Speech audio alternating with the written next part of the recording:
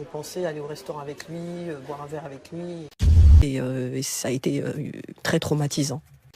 J'ai moi-même effectivement croisé plusieurs femmes qui m'ont fait des récits précis et glaçants dès 2009. Il faut faire la chronologie de l'histoire qui est intéressante parce que les défenseurs de Tariq Ramadan, de toute façon, ils verront toujours une injustice, un complot et c'est bien normal. Ce que nous souhaitons, c'est que la justice avance.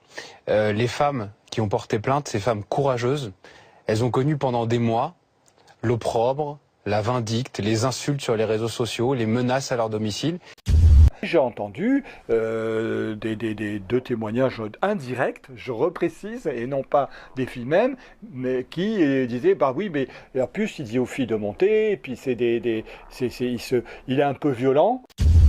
Tariq s'est rendu à Paris le matin du 31 janvier pour répondre aux interrogations de la police.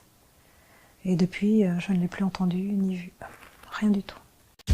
Nous sommes contre le traitement raciste et discriminatoire dont est l'objet Tariq Ramadan aujourd'hui. Avant même d'avoir bénéficié d'un traitement équitable à travers un procès, il a été condamné par le tribunal médiatique et la vindicte populaire. Tariq Ramadan, bon courage. Les débats télévisés sans toi, ça n'a pas le même résultat. Tes débats, ils enrichissent beaucoup les personnes, qu'on le reconnaisse ou qu'on le reconnaisse pas. Donc merci pour tout, à toi, à ta famille aussi, un gros soutien, voilà. Ma famille et moi, nous condamnons fermement toute insulte, tout propos haineux, toute menace qui sont adressées aux présumées victimes.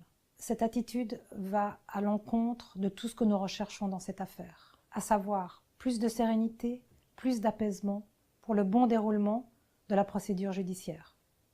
J'attends maintenant depuis presque 3 semaines. Malheureusement, vendredi, j'ai appris d'une façon officielle que notre demande de tout contact, que ce soit de visite ou que ce soit téléphonique, a été refusée par les juges. Évidemment, aucune raison ne nous a été apportée.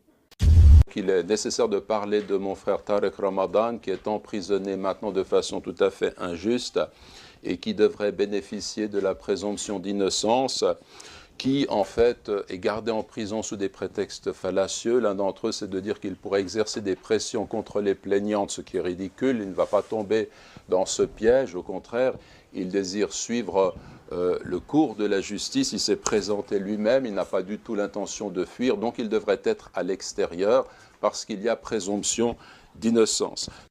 Je suis l'objet d'une campagne médiatique, on pourrait dire d'un lynchage médiatique en France et avec les dommages collatéraux de la Belgique et de la Suisse romande, où l'on m'accuse des pires agissements. En fait, on m'accuse de crime puisqu'il s'agit de viol.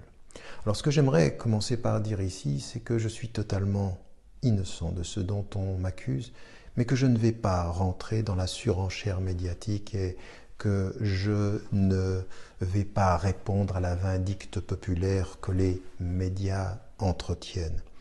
C'est tous les jours une pression, j'ai reçu des centaines, des milliers de messages tous les jours et c'est passé du virtuel au réel parce que dans ma vie tous les jours, j'ai été menacée quand je vais faire mes courses à plusieurs reprises. J'ai été suivie par des gens qui m'ont insultée, qui m'ont menacée. On s'en est pris à ma voiture. Tout ce que je sais, c'est que j'étais de plus en plus malheureuse, que je m'asphyxiais de l'intérieur, que je me sentais comme dans une secte avec un cerveau qui fonctionnait plus comme il l'aurait dû. Et c'est ce qu'il veut. Il veut une soumission complète. L'éthique, la morale, la foi, la bonté, c'est des choses qu'il réserve face caméra. Hors champ, j'ai jamais eu affaire à ce genre de type-là. Les éléments d'investigation réunis depuis le début de cette affaire démontrent que les 2 premières plaignantes ont menti. Madame Ayari, qui se plaint sur les plateaux de télévision de ne pas être aidée par la République, a décrit une chambre d'hôtel qui n'est pas bonne, a menti aux policiers en disant qu'elle avait cessé tout contact avec monsieur Ramadan depuis 2012. Tout ceci s'est révélé inexact et ses propres témoins ont même déclaré qu'elle était mythomane. Quant à Christelle, des éléments récemment versés au dossier qui me font m'interroger sur la loyauté des services de police, notamment qui ont dissimulé dans des scellés des éléments à décharge pour monsieur Ramadan et qui viennent seulement d'être versés au dossier et qui ont motivé cette demande de mise en liberté.